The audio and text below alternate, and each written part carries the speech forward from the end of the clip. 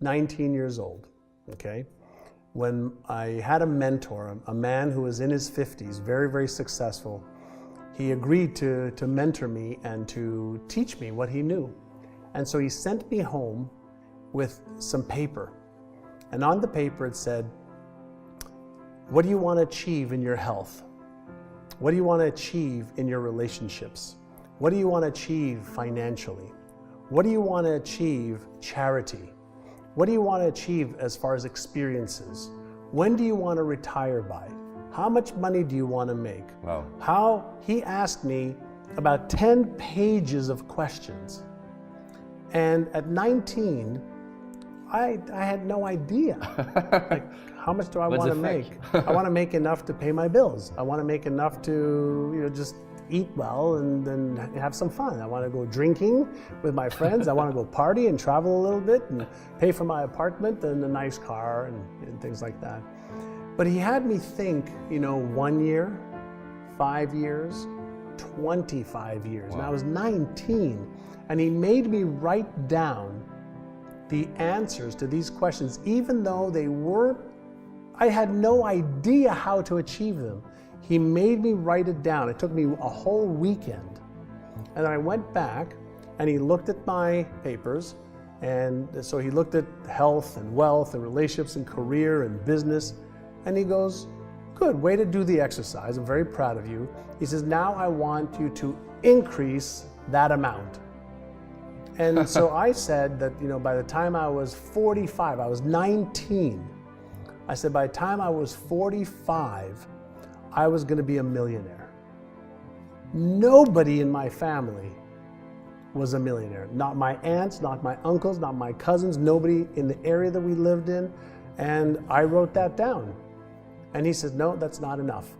He says, you could do better than that. And I'm like, I'm swallowing, I'm scared, I'm afraid. How am I going to become more than that? How can I have all of this? He says, don't worry about the how right now. You worry only, and not even worry, but you write down what you want. And so I went back home and started to write again. Again. And took another, half a day to redo my goals. And he said to me, great, now in order for you to achieve those goals, what do you have to believe? Wow. I said, well, I have to believe that I can. I have to believe that I deserve it. And even though I didn't believe that I deserved it, he said, what would you think you had to believe? I have to believe that it could be done. I have to believe that I could learn the skills. I would have to believe. So he made me write out what I would have to believe. Good question. And then he said, great, what do you think you would have to do every day? Wow. go, Amazing question. Well, I guess I would have to come to work every day, and I'd have to really get good at what I'm doing, and I'd have to learn more than I'm learning right now because I hated to learn back then, and I'd have to, gain more skills, which I didn't have any.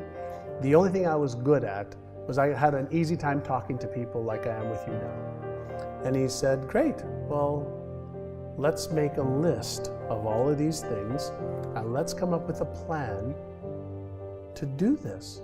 He said, so every day, let's look at some beliefs. And so every day he would have me look at my goals.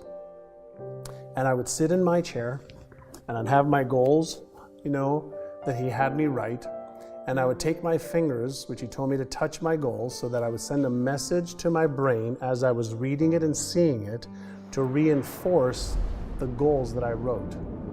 Then I would read the beliefs that I needed to have.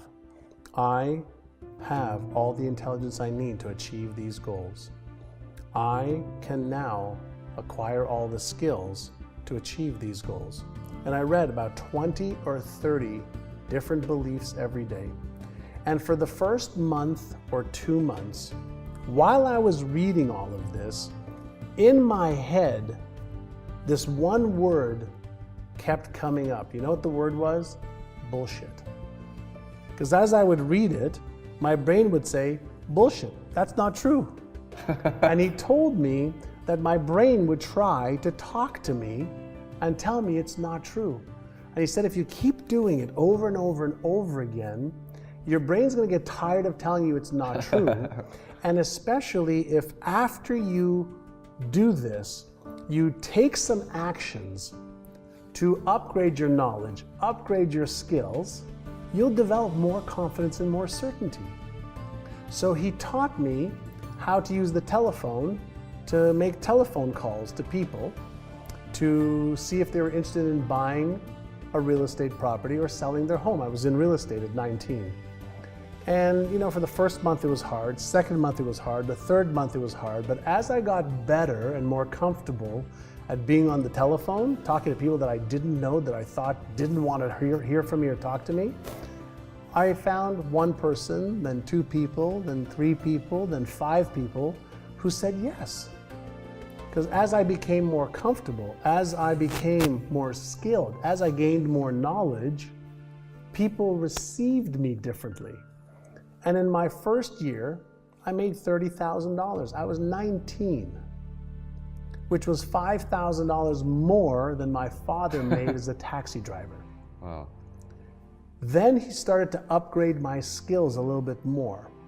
And he started to teach me some very specific things to do in real estate. And in my second year at 20, I made $151,000. Wow. 5 times more income, because every day for 1 hour a day, I practiced my beliefs. I practiced seeing my vision. I rehearsed it. I got on the phone. I upgraded my knowledge. I upgraded my skills. I love your story. Thank you.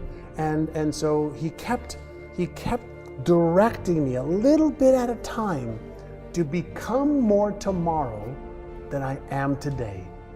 And he said to me something that changed my life.